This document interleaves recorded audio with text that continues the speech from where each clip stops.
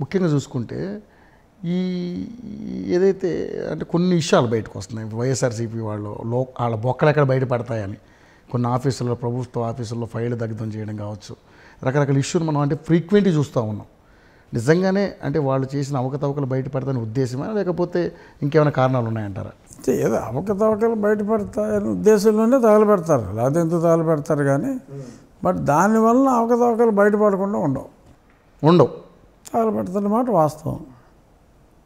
But దానివల్ల ఫలితం ఉండదు, అది తర్వాత తెలుస్తుంది. లేదురా ఊరికే తొందరపడి తగలెట్టాం బొక్క అనుకుంటారు అప్పుడు.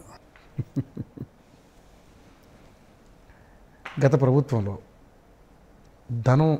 ప్రభుత్వ ధనం, ప్రజల ధనం బాగా దుర్వినియోగం చేశారు, మనం చూసాం దారుణంగా. అంటే అది లెక్కకు మించి చేశారు. ఎలకలను చంపడానికి 16 లక్షలు 17 లక్షలు ఖర్చు పెట్టారంటే ఏంటి సార్? ఏంటి అసలు మన దేశం, అసలు మన ఆంధ్ర రాష్ట్రం ఏంటి పరిస్థితి? ఇలాంటి సీనియర్ నాయకుడు ఏమనుకుంటున్నారు అసలు? అదే యాక్చువల్గా ఆయన చుట్టూ ఉన్నదే ఎలకలు. వాళ్ళకేమో రివార్డులు ఇచ్చి, ఇంట్లో 4 ఎలకలు ఉంటే దానికి ఏమవుద్దండి, ఏదో 4 ప్యాడ్లు పెట్టుకుంటారు, బాగా అయితే 10,000 ఖర్చు అవుద్ది. మరీ ఇల్లు అంతా ఎలకలు ఉంటే 10,000 సంవత్సరానికి. సో ఇలాంటివి ఎన్నో చూసి నవ్వుకోవాలంతే. తినే పఫ్ఫుల విషయంలో కూడా అసలు 24 గంటలు అక్కడ ఆఫీసులో కూర్చున్న వాళ్ళందరూ పఫ్ఫులు తిన్నా అంత అవ్వదు. కానీ నిజంగా ఎవరు ప్రశ్నించే పరిస్థితి లేదు సార్. అప్పుడు ప్రశ్నిస్తే, మీలాంటి వాళ్ళు ప్రశ్నిస్తే అరెస్టులు, మీ మీద దాడు, అంతేగా.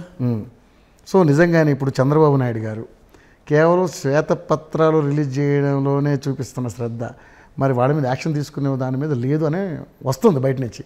అంత స్పీడ్గా యాక్షన్ తీసుకోవట్లేదని క్యాడర్ కొంత నిరుత్సాహంలో అయితే ఉన్నారు.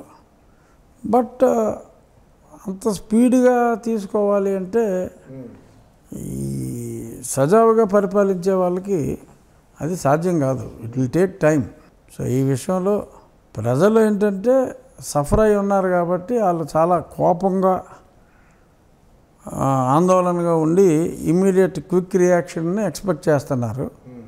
బట్ క్విక్ రియాక్షను అంటే మనకున్న వ్యవస్థలో, మనకున్న చట్టాలు, మనకున్న న్యాయస్థానాలు, ఈ అన్నిటిని చూసుకుంటే క్విక్ రియాక్షన్ అనేది డేంజర్. ఎందుకంటే కక్షపూరితంగా వస్తున్నాయి.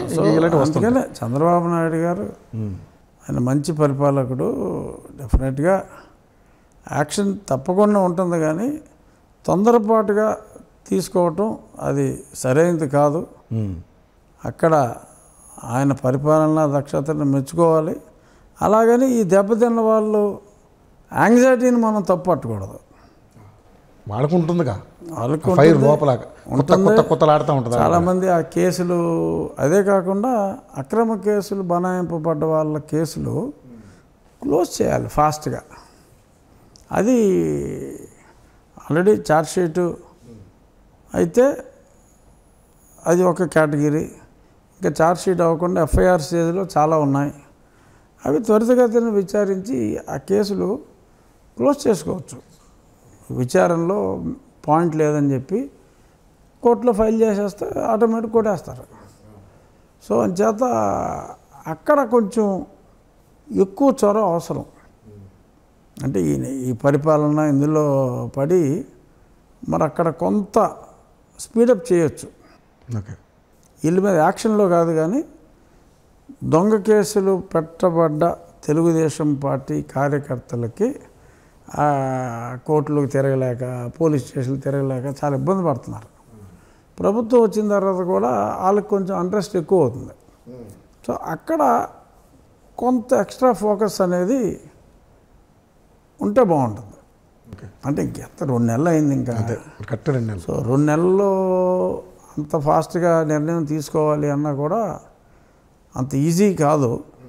ఇంకా పోలీసులు పోస్టింగ్లు అన్నీ కూడా ఇంకా జరుగుతూనే ఉన్నాయి. మొన్నటిదాకా పాత పోలీసులే ఉన్నారు, సో చేయలేరు. సో ఇంకా పూర్తిగా కూడా ఎస్ఐలు సిఐలు ట్రాన్స్ఫర్లు ఒక 10 రోజులు అయింది. సో అంతకుముందు చేయాలి అన్నా కూడా చేయలేని పరిస్థితే. ఇప్పుడు రాబోయే నెక్స్ట్ 2-3 వీక్స్లో ఏదన్నా ఒక డైరెక్షన్ ఇచ్చి ఆ కేసులు సింగిల్ డెసిషన్ తీసుకుని ఈ కక్షపూరితంగా పెట్టిన కేసులను చేయాలి అంటే మళ్ళీ దానికి ప్రొసీజర్స్ ఉంటాయి లీగల్గా. సో మరి గవర్నర్ని కలిసా మరి చీఫ్ జస్టిస్ని కలిసి కొన్ని కేటగిరీ ఆఫ్ కేసుల్ని ఎలా ఎక్స్క్లూడ్ చేయాలి, ఈ కోర్టుల మీద కూడా అన్నెసరీ బర్డెన్ లేకుండా కేవలం కక్షపూరితం అని చెప్పి తెలిసినాయి. ఏదో సోషల్ మీడియా పోస్ట్ పెట్టారు, బోల్ మంది మీద కేసులు పెట్టారు. అవును. సో ఇలాంటివన్నీ తీసేయచ్చు. బట్ ఇప్పుడు దాకా పోలీస్ ట్రాన్స్ఫర్లు అవ్వలేదు కాబట్టి ఇప్పుడు అయినాయి కాబట్టి this is the right time. నా ఉద్దేశం డెఫినెట్గా రాబోయే నెల రోజుల్లో రిలీఫ్ వస్తుందని అనుకుంటున్నాను.